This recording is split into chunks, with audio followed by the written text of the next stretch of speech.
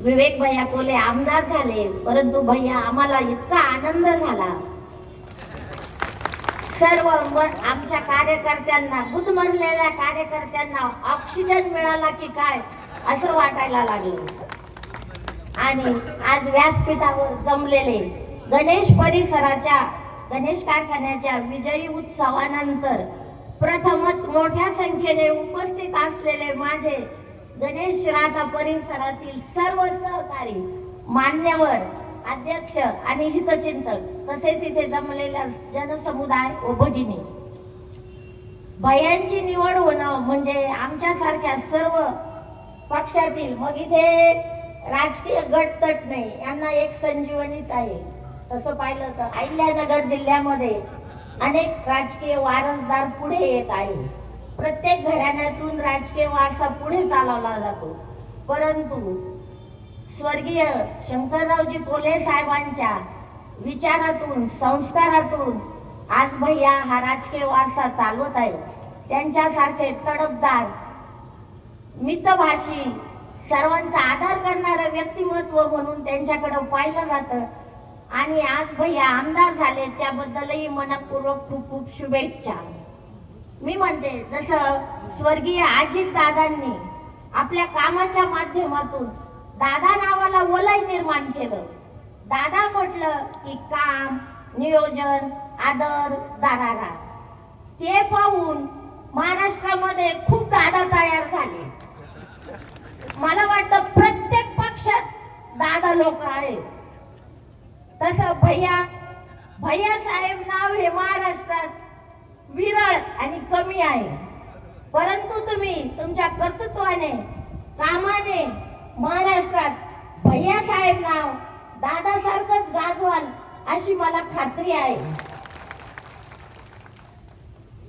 आपण माता भगिनींशी, वृद्ध लोकांशी बोलताना शांततेने, आपुलकीने, आदराने, संयमाने बोलता, त्याला काय म्हणतात? विवेक।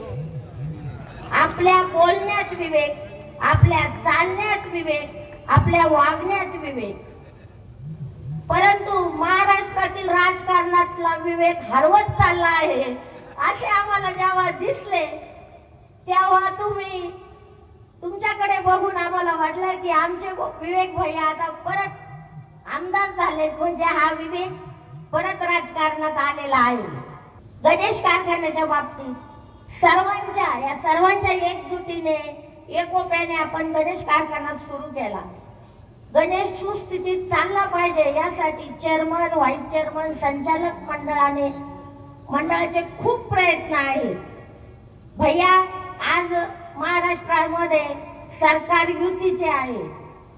परिसराच्या डाव्या बाजूला त्यांचेच आमदार आहेत युतीचे, उजव्या बाजूला त्यांचेच आमदार आहेत, सत्ताही त्यांच्याच हातात आहे। तरीही गणेश चालला नाही पाहिजे, ऊसाची पळवापळवी आणि हायकोर्टामध्ये अपील दाखल करून त्याचं लोन कसं मंजूर होणार नाही अशी स्थिती झालेली आहे। या सत्ता संघर्षात शेतकऱ्यांचा बळी जात आहे।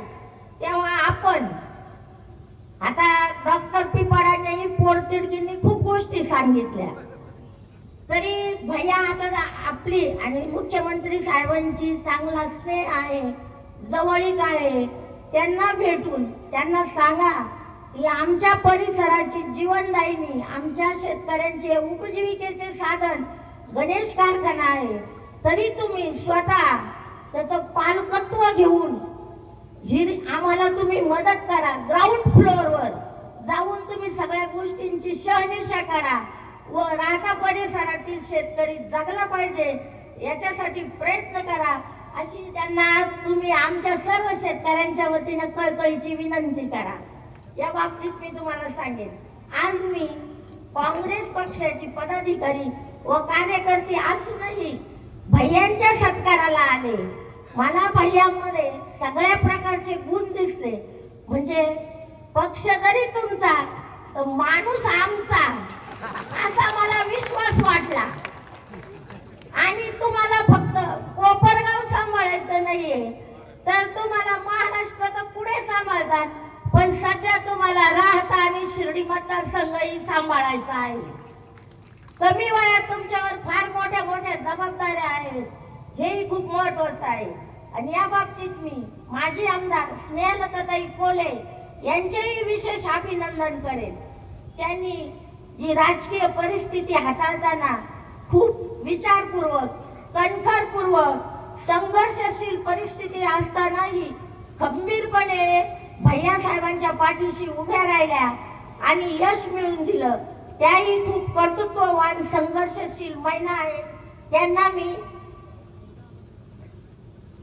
त्यांचं मी अभिनंदन करते. परत एकदा भैया साहेबांना पुढील वाटचालीसाठी खूप खूप शुभेच्छा देते. इथे व्यासपीठावर आमचे सर्व जमलेल्या सहकार्यांकडे लक्ष द्या. पुढे बसलेले जे कार्यकर्ते ते जास्त उत्साही असतात, त्यांच्याही सर्व कामे करा अशी विनंती करून माझे 2 शब्द संपवते. जय हिंद, जय महाराष्ट्र.